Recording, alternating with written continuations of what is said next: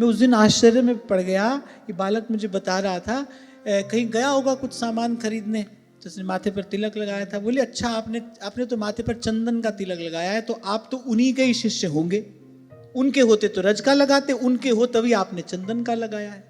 ये क्या है?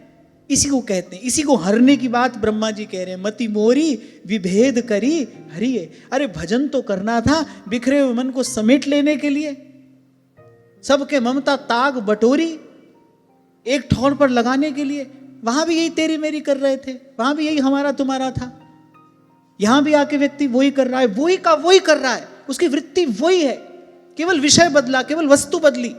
पहले किसी और चीज के लिए तेरा मेरा हो रहा था, अब किसी और चीज के लिए तेरा मेरा हो रहा है। तेरा मेरा तो हो ही रहा है, हमारे शिष्य तुम्हारे शिष्य, हमारा संप्रदाय तुम्हारा संप्रदाय। अरे मैं कहता हूं इससे बड़ी दुर्दशा और क्या होगी। अरे एक संप्रदाय के लोग वो कहते हैं अच्छा ये आपका रास्ता होगा, ये हमारा रास्ता होगा, आप यहां से आए होंगे, आप वहां से आए होंगे। तो बड़ा आश्चर्य भी होता है, हंसी भी आती है, कभी कभी दुख भी होता है। देखो ये कैसी दशा है मन चित्त की। भूलना नहीं, माया की सीधी सटीक यही परिभाषा है, मैं और मोर तोर तै माया जी बस कीन्हे जीव निकाया। तो इसलिए कह रहा हूं भाई, ये सब झंझट को छोड़ो और सूधो चले आपने धर्म। और धर्म क्या है? कलयुग का धर्म तो यही है भाई, कलि विशेष नहीं आन उपाऊ। इसलिए आपको कहता हूं सेवक वाणी का आश्रय लिए रहना। कभी मन इधर उधर जाने भी लगेगा तो श्री सेवक जी महाराज अपनी अहेतु की कृपा से खींच कर ले जाकर मन फिर वहीं ले जाएंगे जहां उनका मन है। कह वाणी हरिवंश की, कह हरिवंश ही नाम। अरे थोड़ा सा जीवन है, ऐसी तेरा मेरा करते गंवा दोगे। पहले वहां थे दिल्ली बंबई में, तब तेरा मेरा हो रहा था, अब यहाँ वृंदावन में आ गए फिर तेरा मेरा हो रहा है। मैंने कहा ना, केवल विषय बदला, केवल वस्तु बदली, वृत्ति नहीं बदली, स्थान बदला, मन नहीं बदला। अब व्यक्ति अपनी गणना आप ही किए बैठा है। अच्छा आपने ये तिलक लगाया, आप तो उनके शिष्य होंगे, उनके होते तो रज का लगाते। ले यहां आपने एक संप्रदाय के भीतर एक और संप्रदाय बना दिया, फिर आपने एक और बना दिया। अच्छा माया का काम है बांटते चले जाना, भक्ति एक करती है। जब भक्ति भावना प्रादुर्भूत होती है तो वह सब ओर से मन को हटाकर एक करके, एक रस करके एक में लगाती है। एकाग्र होता है मन भक्ति भावना की कृपा से। यही बात हम यहां पर कह सुन रहे हैं। और माया का काम क्या है?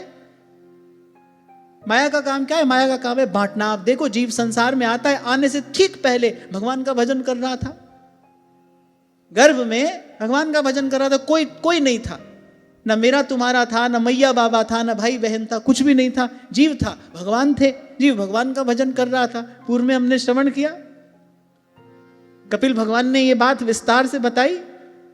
और जैसे ही संसार में आया, जैसे ही माया की पवन का स्पर्श हुआ, मेरी मैया मेरे बाबा, मेरा तुम्हारा वहां से आरंभ हो गया। छोटा सा बच्चा भी ये मेरा खिलौना ये जानता है, उसको भी मेरा तेरा करना आता है।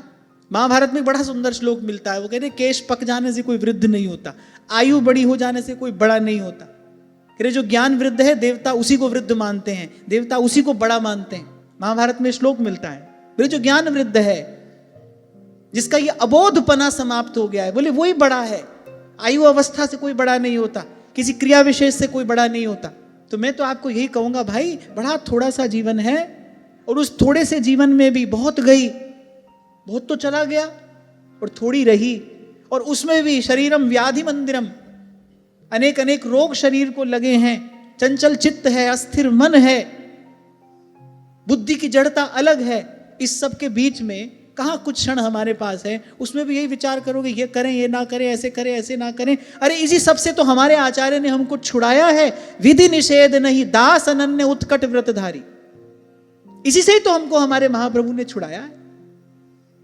ऐसा नाम निरंजन होवे, ऐसा नाम निरंजन होवे।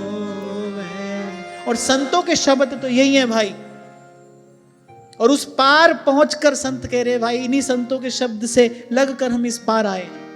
पर सेवक जी महाराज कहते हैं ना, अगर आपनी बुद्धि के होत मानी,